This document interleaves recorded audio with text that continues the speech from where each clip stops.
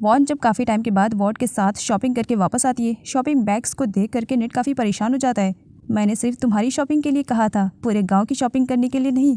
जिस पर वॉन कहती है ये पूरी गांव की शॉपिंग हो भी नहीं सकती, ये सिर्फ मेरी शॉपिंग है। नेट कहता है इतना सारा पैसा खर्च करने की क्या ज़रूरत है। वॉन सारी चीज़ों को दिखाने लगती है कि ये सिर्फ और सिर्फ मेरी ज़रूरत की चीज़ें हैं। अगर शॉपिंग की बात रहती तो मैं और करती, लेकिन सिर्फ ज़रूरी सामान लेकर आई हूँ। और वैसे भी बाय द वे तुम्हें इतना ज़्यादा चिढ़ने की ज़रूरत नहीं है। पैसे कमा करके मैं तुम्हारे सारी शॉपिंग के पैसे तुम्हारे मुंह पे मार दूंगी, कहकर शॉपिंग बैग्स उठाती है और बड़बड़ाते हुए कहती है नकली वाइफ बनाने का बड़ा शौक है, लेकिन नकली वाइफ को शॉपिंग कराने का बिल्कुल भी शौक नहीं है। अब वो अंदर जा रही थी। नेट उससे कहता है कहाँ जा रही हो। वॉन कहती है तुम्हारी वाइफ हूँ, ऑब्वियसली तुम्हारे रूम में जा रही हूँ। जिस पर नेट कहता है मेरे रूम में जाने की ज़रूरत नहीं है। तब वॉन कहती है तो फिर मैं कहाँ रहूँगी। नेट उसे स्टोर रूम के बाहर ला करके खड़ा कर देता है और कहता है आज से यही तुम्हारी जगह है, तुम्हें यहीं पर ही रहना पड़ेगा। जिस पर वॉन कहती है क्या इस रूम में मैं रहूँगी? अरे यहाँ सांस लेने की जगह नहीं है और तुम मुझे यहाँ पर रहने के लिए कह रहे हो। नेट कहता है अगर तुम्हें मेरे घर में रहना है तो मेरी बातों को मानना पड़ेगा और यहीं पर ही रहना पड़ेगा। मुझसे आर्ग्यूमेंट करोगी तो तुम्हारे लिए बुरा होएगा। वॉन अपने गुस्से को शांत करती है मैं तुम्हारे साथ आर्ग्यूमेंट नहीं कर रही हूँ, मैं बस ये कहना चाह रही हूँ इस स्टोर रूम में मैं सांस भी नहीं ले पा रही हूँ, तो यहाँ पर मैं रहूँगी कैसे। नेट कहता है रहना पड़ेगा, रहने के लायक इस जगह को बनाओ तुम। वॉन कहती है देखो तुम्हारे बगल वाला रूम भी तो खाली है ना, मुझे उसमें जाने दो। नेट कहता है उस बगल वाले रूम के बारे में आज तो तुमने कह दिया है, दोबारा कहना भी नहीं और ना ही उसके बारे में सोचना और वहाँ जाने की तो हिम्मत भी मत करना। अब बेचारी वॉन परेशान हो जाती है, लेकिन फिर खुद को तैयार करती है और स्टोर रूम की सफाई करना स्टार्ट करती है। और थोड़ी ही स्ट्रगल के बाद फाइनली वो स्टोर रूम जिसमें काफ़ी टाइम पहले सामान भरा हुआ था, अब वो एक अच्छे रूम में कन्वर्ट हो चुका था।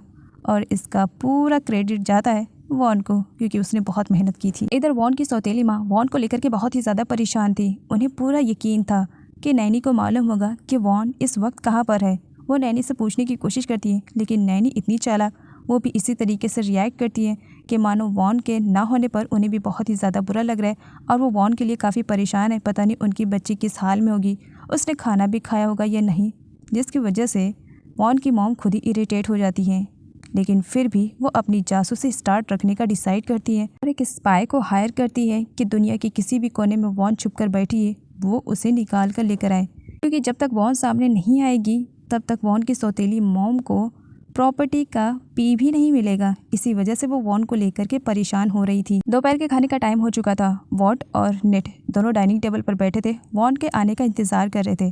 काफ़ी टाइम हो जाता है, वॉन नहीं आती है, जिसकी वजह से नेट उस रूम में जाता है जहाँ पर वो देख करके शॉक्ड हो जाता है। जो रूम थोड़ी देर पहले कबाड़ जैसा था अब वो एकदम रूम जैसा लग रहा था। एंड यहाँ पर वॉन बहुत ही गहरी नींद में सोई हुई थी क्योंकि थक जो गई थी। नेट उसे डिस्टर्ब नहीं करता है और बस क्लोज जा करके उसे देख रहा था।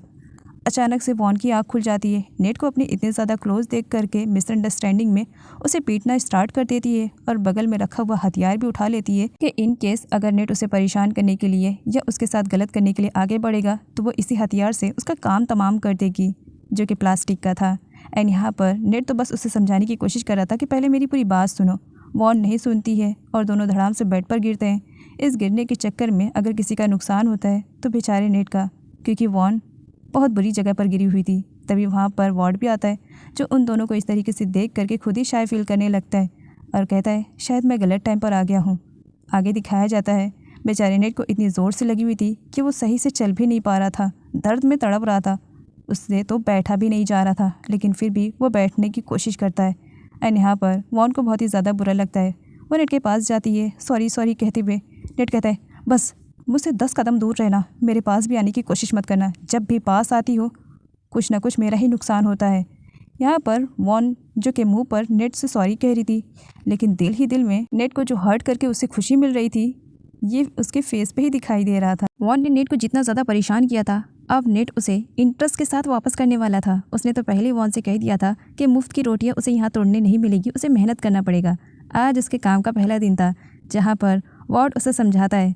वो यहाँ पर वॉन को बताता है कि आज पहले दिन उसे गायों की देखभाल करनी है और इन गायों में वो ब्लैक वाली गाय को दिखाते हुए कहता है कि ये तो नेट की फेवरेट वाली गाय है, इसी वजह से इसका सबसे ज़्यादा ख्याल रखना। ओके, अगर इससे कुछ हुआ तो नेट तुम्हें छोड़ेगा नहीं। वॉन का पहला दिन बिल्कुल भी अच्छा नहीं जाता है।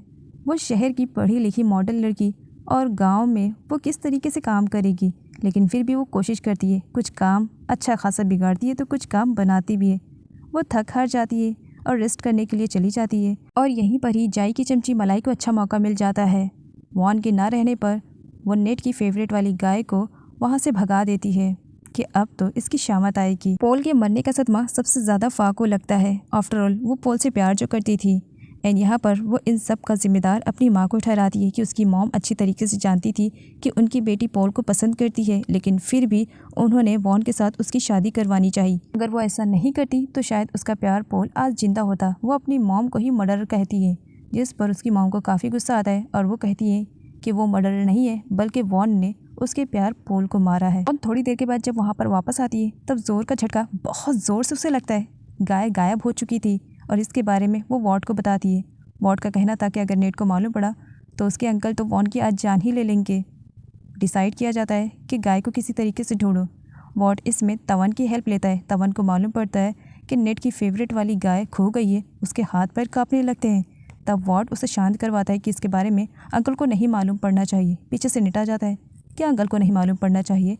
वॉट कहता है नहीं अंकल, कुछ भी नहीं, बस कुछ बातें होती है जो ज़रूरी रहती है, कुछ होती हैं जो नहीं ज़रूरी रहती हैं, और होती भी हैं तो होनी भी चाहिए, लेकिन आप ना जानो तो बेहतर रहेगा, कहकर वहाँ से चला जाता है।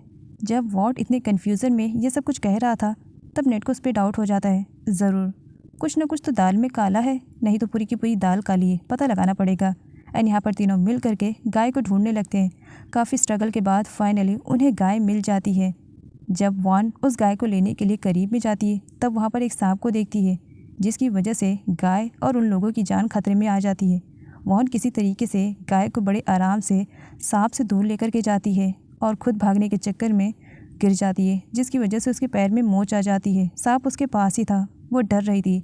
एंड तब यहाँ पर हीरो की तरह एंट्री होती है नेट की, जो कि सांप को भी भगाता है और वॉन को भी बचा लेता है। वॉन के पैर में मोच आने की वजह से वो चल नहीं पाती है। तब नेट उसे अपनी बाहों में उठाता है और अपने हॉर्स पे बिठा करके वहाँ से लेकर के घर पर आता है, जहाँ पर वॉन के पैर में चमक पड़ चुकी थी।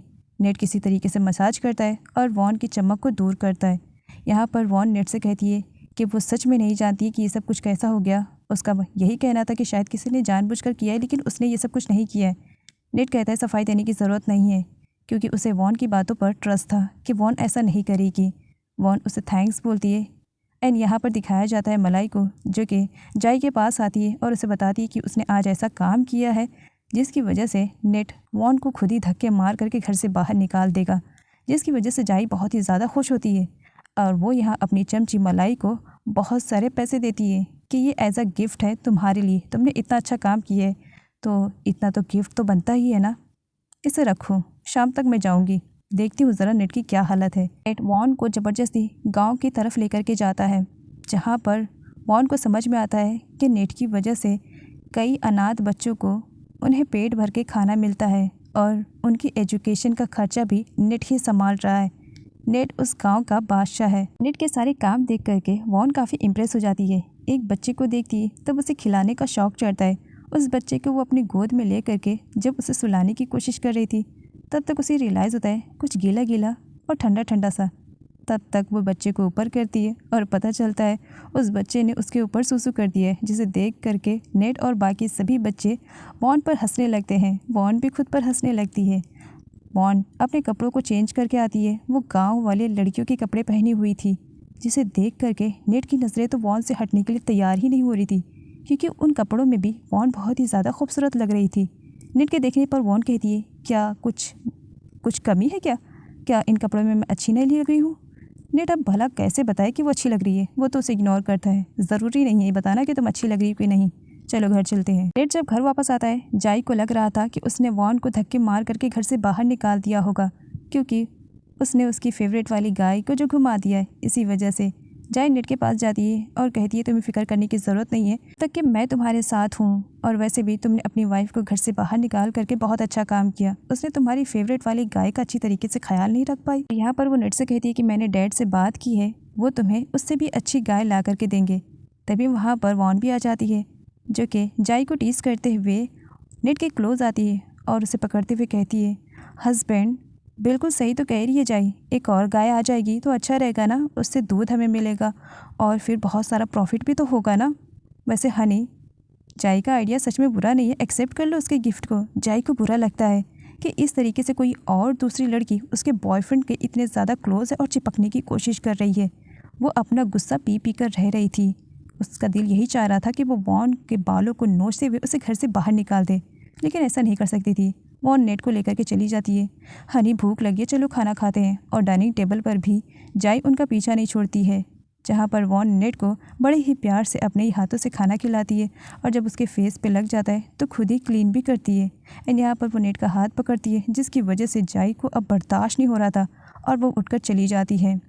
नेट वॉन से कहता है, जाई जा चुकी है, अब अपनी ओवर एक्टिंग की दुकान बंद करो और मेरा हाथ छोड़ो, जिस पर वॉन छोड़ देती है। काफ़ी स्ट्रगल करने के बाद फाइनली क्रेट को मालूम पड़ जाता है कि वॉन इस वक्त नेट के घर पर है। एंड यहाँ पर क्रेट को मिसअंडरस्टैंडिंग हो जाती है कि नेट ने वॉन को किडनैप कर लिया है। इसी वजह से वो यहाँ गुस्से में कहता है, नेट, अगर तुमने सच में वॉन को किडनैप किया है तो मैं तो तुम्हारी जान अपने हाथों से लूँगा। वॉन जब नेट को हनी बोलकर उसे खाना खिला रही थी अपने हाथों से, उस सीन को याद करके नेट के फेस पे स्माइल आ जाती है, लेकिन अंदर वाला डेवल चिल्ला कर कहता है, ये क्या कर रहे हो? एक लड़की के खाना खिलाने से तुम इतने ज़्यादा खुश हो रहे हो, वो भी उस लड़की से जो कि तुम्हारी दुश्मन की साइड से है।